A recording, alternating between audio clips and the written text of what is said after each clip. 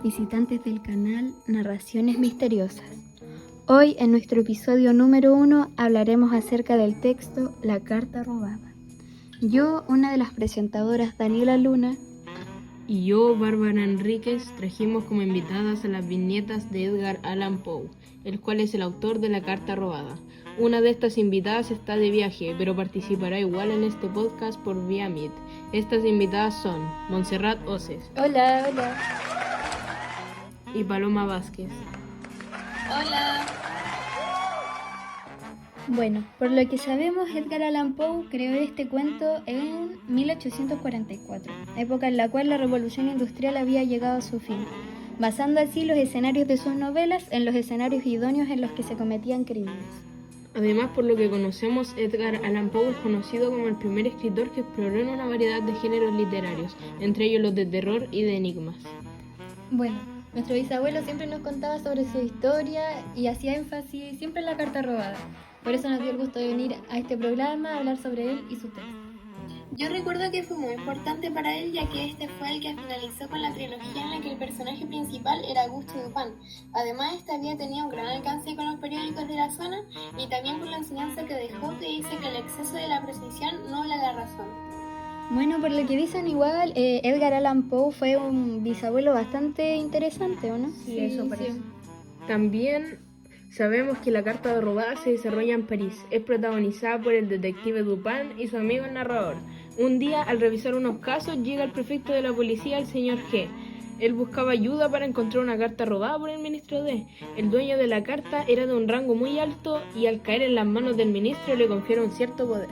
Ah, sí, el prefecto revisó en todas partes, muebles, sillas y en cada lugar que para él fuera estratégico en donde podría estar la carta. Pero nunca la encontró. Luego Dupin le sugiere que vuelva a revisar la casa, pero él, a usar la misma estrategia, volvió después de un mes sin ningún resultado. Como la recompensa de quien encontrara la carta era tan alta, él ofrece a la persona que lo ayude a buscar la carta 50.000 francos. Cuando Dupin escuchó esto, le dio la carta a cambio del dinero. Ah, sí, recuerdo que la técnica que usó Dupin para robar la carta fue muy entretenida, ya que él contrató a alguien para que lanzara un balazo y pudiera distraer al ministro D. Además, usó unos lentes haciéndose pasar por ciego y así robó la carta, cambiando la forma que tenía un mensaje. Tan funesto designio si no es digno de Atreo, en cambio de Tieste. Recuerdo que mi bisabuelo siempre lo repetía. Y claro, para ayudar a resolver el caso, Dupin pensó en un niño que para ganarle a su rival analizaba su inteligencia. Bueno, después de este breve resumen que hicimos entre todas, ¿qué les pareció la narración?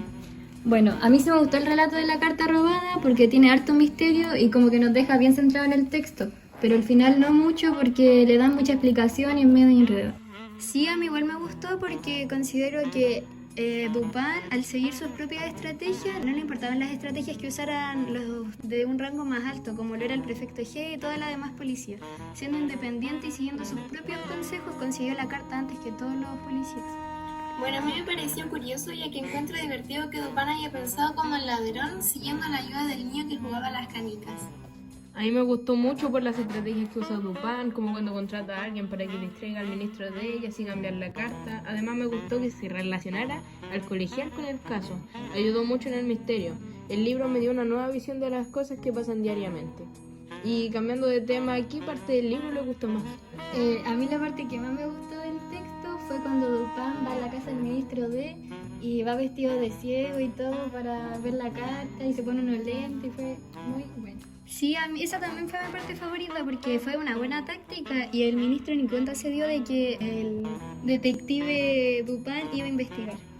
Sí, yo opino igual, pero a mí me gusta más la parte en la que Dupin contrata a alguien para que dispare un balazo y así puede distraer al ministro.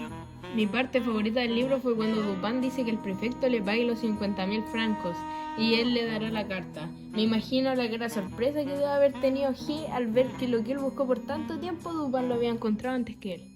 Bueno, entonces podemos concluir que La Carta Robada es una narración bastante entretenida, pero hay algo que todas las narraciones de misterio, todas las novelas de misterio y en general textos de misterio tienen, son las miguitas del lector. ¿Cuáles creen ustedes que son las de La Carta Robada?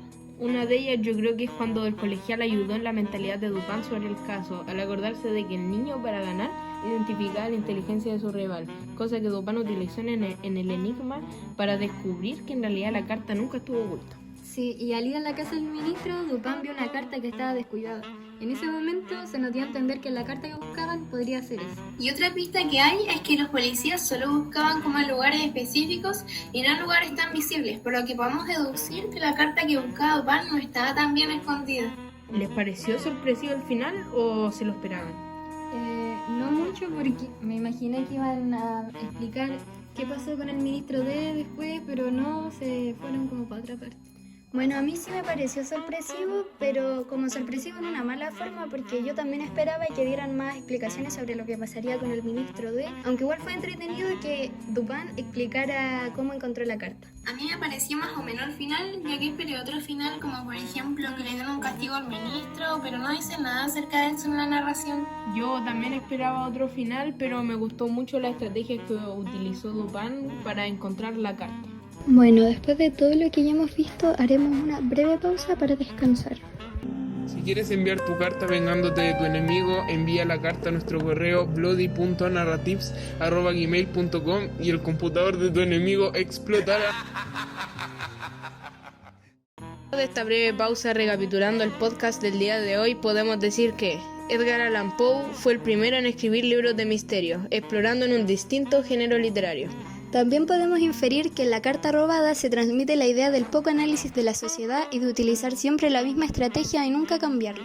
Bueno, y lo más evidente es lo que siempre nos cuesta encontrar, porque no podemos imaginar que lo que buscamos está enfrente de nosotros. Bueno, y para finalizar, le queremos agradecer a nuestras invitadas del día de hoy por asistir a este podcast. Gracias, de nada. Gracias a ustedes por invitarnos. Y muchas gracias. Y a todos nuestros televidentes por ver nuestro podcast. Bueno, y eso los esperamos en nuestro próximo episodio. Adiós. Adiós.